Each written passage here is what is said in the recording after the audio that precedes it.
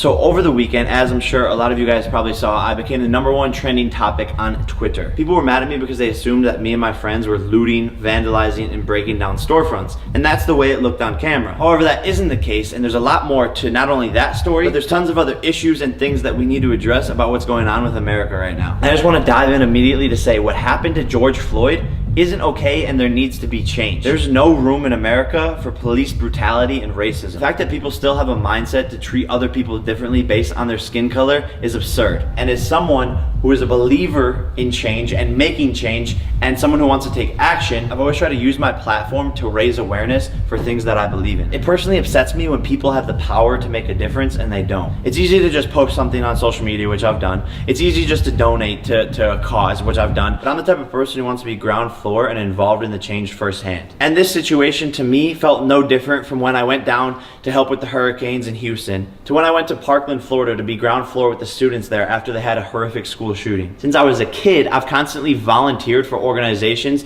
donated to charitable causes, and wanted to be involved in my community. And this George Floyd tragedy wasn't something that I could just look past. And being a filmmaker and someone who documents virtually everything that happens in my life to be able to share it with the world, I wanted to use my platform and film what was going on and what is going on in our country as we speak, to be able to share and spread the message to the world and raise awareness that we shouldn't just be standing there doing nothing. So when we heard that there was protests that were going to be taking place in Arizona, we wanted to be involved and show our support. The story of what happened is actually pretty simple, and it was twisted and exploited by the media to be something that it wasn't. Right around 10 p.m. when the protests were supposed to be starting, we followed people to where everyone said that the protests were happening. As we started to walk down the street, we were blown away by what we were starting to see. The first thing I saw was when I looked to the right and saw that the side of a mall window had been completely shattered. Then as we kept on going, we noticed that all of the buildings in the whole entire area, the glass was completely shattered. Quite frankly, I was in shock and didn't know what to make of the situation. But we kept on walking because we still hadn't seen where people were protesting, and we still wanted to be involved. We got to a street that seemed to be the center of where everything was going on, and that's when I saw probably 80 cops standing shoulder to shoulder, just like looking out into the crowd. As I was approaching, more people were gathering the protest, and about 200 yards down the street from me was an Apple store that was getting completely ransacked. I saw dozens of people breaking down the glass, running into the store, grabbing whatever they could, and leaving. The battalion of cops was in between me and the Apple store. And as I started to walk down the street more, all of a sudden out of nowhere I hear a boom, and see this thing flying in the air at my feet. It lands 2 feet away from me, explodes, and like this big gas cloud comes, hits me in the side of the face. I start choking, coughing, running backwards, and was completely in shock at what the fuck had just happened. Here I am, just a person walking down the street, and all of a sudden I'm getting tear gas shot at me. This is when I got pissed the fuck off. This must just be a small fraction of what people are facing on a day-to-day basis with police. As I started to retreat, there was 3 more canisters of tear gas shot at me and the group of people around us. At that point in time, not only was I pissed, not only was I in shock, and not able to really see because my eyes were fucked up, but I just didn't know what the fuck to do, and I was documenting the whole entire thing. At that point in time, some of the strangers around us got pissed off as well and started throwing rocks and started throwing the tear gas back at the cops. Adrenaline still pumping, not knowing what the fuck is going on, I remove myself from that situation and go across the street. This is where I find about 15 people breaking down the front of a P.F. Chang's store.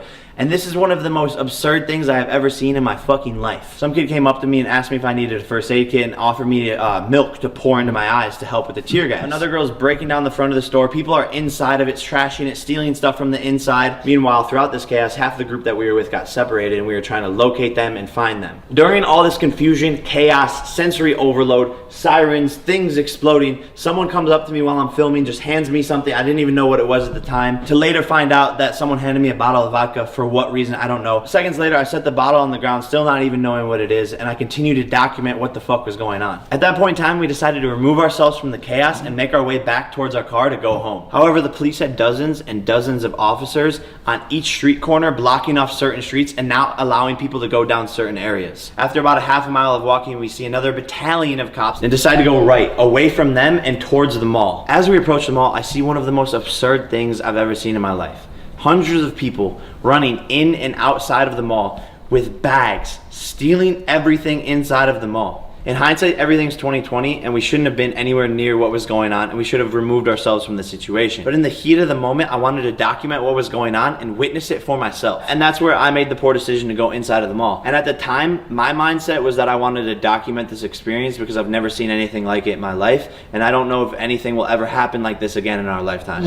I'm just here to document it. I'm not doing nothing. First of all, the vandalism and looting isn't helping spread the proper message. It's making the whole entire situation worse because it creates this loop and effect of more hatred and more crime. There has been peaceful protests and that just hasn't worked. That hasn't gotten the message across. But we are a young generation with social media, and we are powerful, and our voices are powerful. And together we can make a difference. I don't have the answers. I don't know if anyone has the exact answers, but I don't think looting, vandalizing, and breaking people's property is the way to go about this. What I do like is the accountability that this generation holds other people to. We can, with our voices, get an officer arrested for killing someone in a tragic way. We did that. We accomplished that. We can't start to focus on the district attorneys that are in office, the sheriffs, the chiefs of police. We can make a difference through voting the proper leaders into our government. This is what's happening. This is our America. And right now is not the time to attack each other. Right now it's time to evolve and make change as a unit. And all those businesses who are being vandalized and broken into, who are just holding on by a thread because they already didn't have enough money to pay their employees because of coronavirus and quarantine,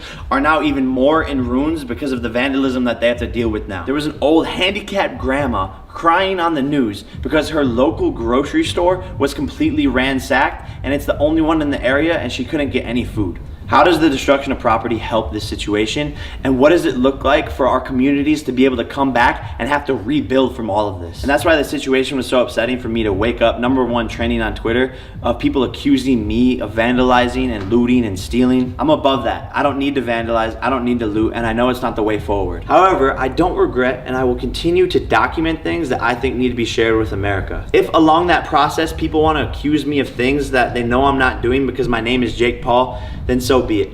I'm an easy target. I know I am. It sucks, but it's not going to stop me from doing what I love to do. There are certain situations and circumstances that I shouldn't put myself in, and I have learned from this situation, and I will continue to become a better person. All you can do when you make mistakes as a human is get better from them, but don't let your mistakes define you. I end this video challenging you guys to get involved, have a voice, donate, don't just sit there, make change. No one necessarily has all the answers, but we clearly as a generation want to make change, and we will continue to do so. Vote the proper officials in, protest, and get your community involved so we can make America a better place.